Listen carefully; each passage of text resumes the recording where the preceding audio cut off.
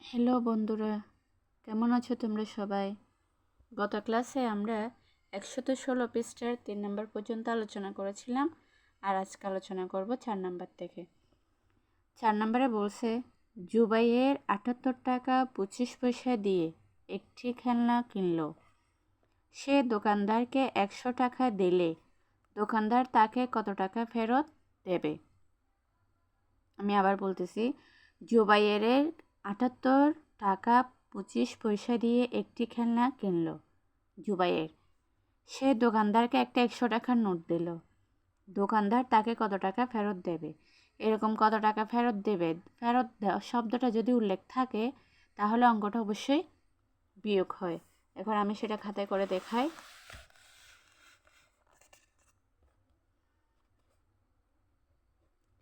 জুবাইয়ের দোকানদারকে দিল, এখানে এটা হচ্ছে ছোট সংখ্যা, এটা হচ্ছে বড় সংখ্যা। যখন অঙ্কটি বিয়োগ হবে তার মানে আমাকে বড় সংখ্যাটি আগে লিখতে হবে। বড় সংখ্যা থেকে ছোট সংখ্যা বিয়োগ যায়, ছোট সংখ্যা থেকে বড় সংখ্যা বিয়োগ যায় না। তাহলে জুবাইয়ের দোকানদারকে দিল,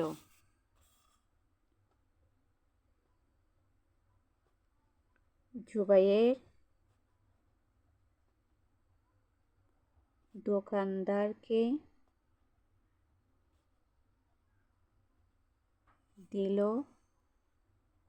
100 টাকা। পয়সা না থাকলে সেটাকে 00 পয়সা দিয়ে দিতে হবে। 100 টাকা 00 পয়সা। খেলনা কিনলো, জুবাইয়ের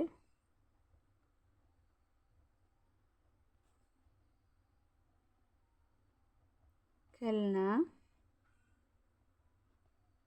কিনলো 78 টাকা 25 পয়সা। 78 টাকা 25 পয়সা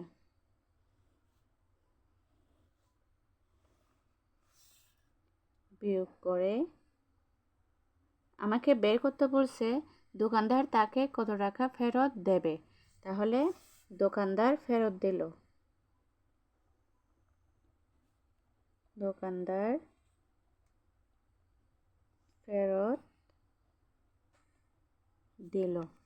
আমি পয়সা থেকে করে আসবো, কারণ অঙ্ক করার ক্ষেত্রে ডান দিক থেকে করে যেতে হয়। এখন 0 থেকে 5 যায় না, সেক্ষেত্রে আমি ধারটা 1 থেকেই নেব। 1 থেকে 0 নেব, 0 থেকে আবার 0 নিলে 0 হচ্ছে 10 হয়ে যাবে। 10 থেকে আবার এখানে নেব, এটা থেকে এখানে নেব, ওরকম। তাহলে একটা কথা মনে রাখবে, এরকম যদি সবগুলো 0 থাকে, আমি যদি ধার নিই বাকি এর আগে যা 0 আছে সবগুলো 9 হয়ে যাবে। তাহলে 1 ধার নিলে 10, 10 থেকে 5 চলে গেলে 5, 9 থেকে 2 চলে গেছে 7, 9 থেকে 8 চলে গেছে 1, 9 থেকে 7 চলে গেছে 2, 21 টাকা 75 পয়সা। সুতরাং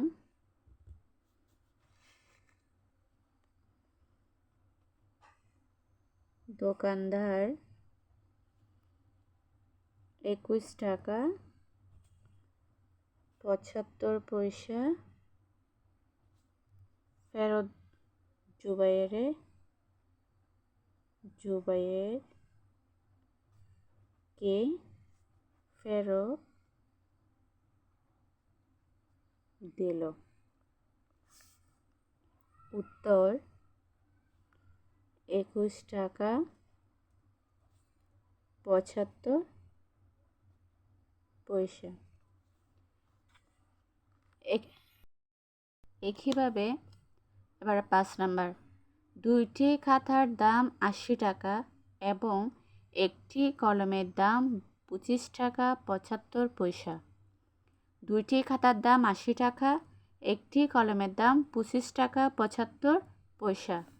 আরিশা দোকানদারকে এই জিনিসগুলো কেনার জন্য 200 টাকার একটি নোট দিল।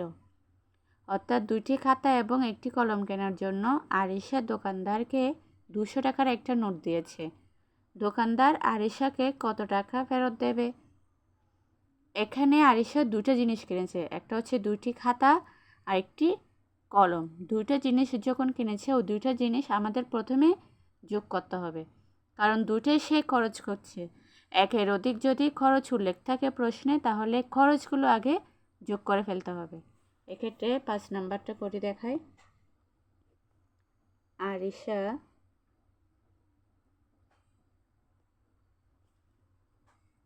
দুইটি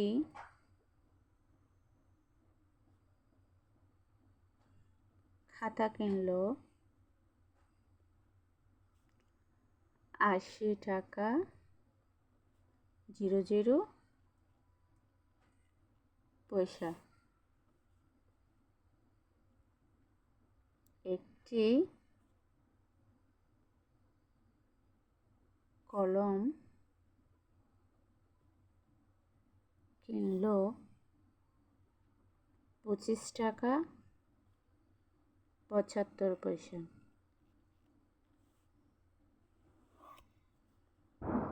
যোগ করে মোট খরচ করলো। কারণ ও দুইটাই কিনছে, দুইটাই কেনার কারণে দুইটাই সে কি খরচ করছে, মোট খরচ করলো। পয়সা, শূন্যের সাথে 5 যোগ করলে 5, শূন্যের সাথে 7 যোগ করলে 7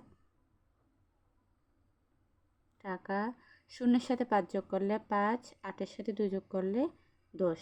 সে খরচ করছে 105 টাকা 75 পয়সা, কিন্তু সে দোকানদারকে দিয়েছিল 200 টাকার একটা নোট। তাহলে লিখি আরিশা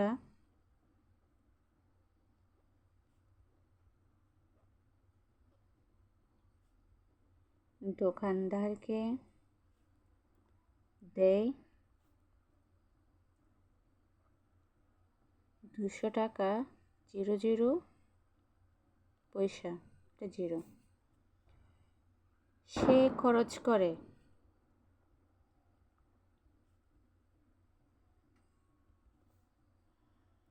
105 টাকা 75 পয়সা। আমাকে বের করতে বলছে দোকানদার আরিশাকে কত টাকা ফেরত দেবে। তাহলে বিয়োগ করে, ফেরত দেওয়া মানে অঙ্কটা বিয়োগ। দোকানদার ফেরত দিবে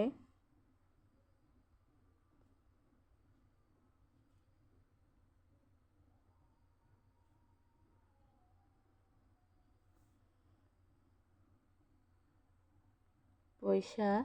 0 থেকে 5 যেতে পারে না, আমি ধার নিয়ে 2 থেকে এখানে একেবারে ধার নিয়ে নেব, তার মানে আগে সবগুলো 0 9 হয়ে যাবে, এটা অঙ্ক বলেছে। তাহলে 10, 10 থেকে 5 চলে গেলে 5, 9 থেকে 7 চলে গেলে 2, 9 থেকে 5 চলে গেছে 4, 9 থেকে 0 চলে গেলে 9, 1 থেকে 1 চলে গেছে 0। সুতরাং দোকানদার আরিশাকে 94 টাকা 25 পয়সা ফেরত দেবেন।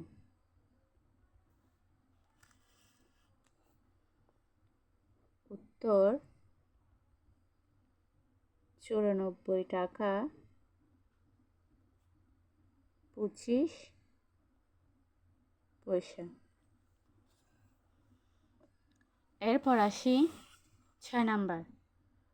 শিমুল 85 টাকা 75 পয়সার চাল এবং 45 টাকা 55 পয়সার সবজি কেনে। শিমুল 85 টাকা 75 পয়সার চাল এবং 45 টাকা 55 পয়সার সবজি কেনে। সে মোট কত টাকা খরচ করে? তাহলে শিমুল চাল কিনছে যে ওটাও খরচ করছে, সবজি কিনছে যে ওটাও খরচ করছে, দুইটি খরচ।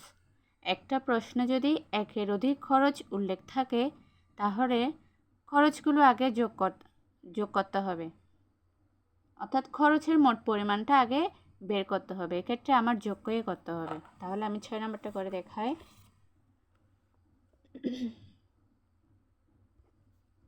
শিমুল চাল কিনলো,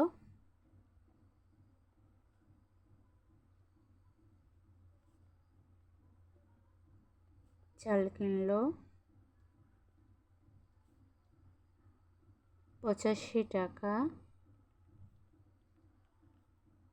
75 পয়সা।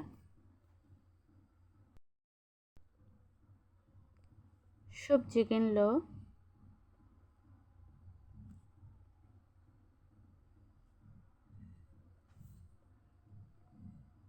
45 টাকা 55 পয়সা। দুটো খরচ যখন আমি একসাথে করব তখন এটা কি হয়ে যাবে? যোগ। যোগ করে সে মোট কত টাকা খরচ করে? সে মোট খরচ করে। এবার আসো পয়সা, 5 এ 5 10, 10 শূন্য, হাতে আছে 1, 7 5 12, 12 একে 13, 13 3, হাতে আছে 1 টাকা। 5 এ 5 10, 10 একে 11, 11 1, হাতে আছে 1, 8 4 12, 12 একে 13। তাহলে শিমুল মোট কত টাকা খরচ করেছে? 131 টাকা 30 পয়সা। সুতরাং শিমুল মোট 131 টাকা 30 পয়সা খরচ করে।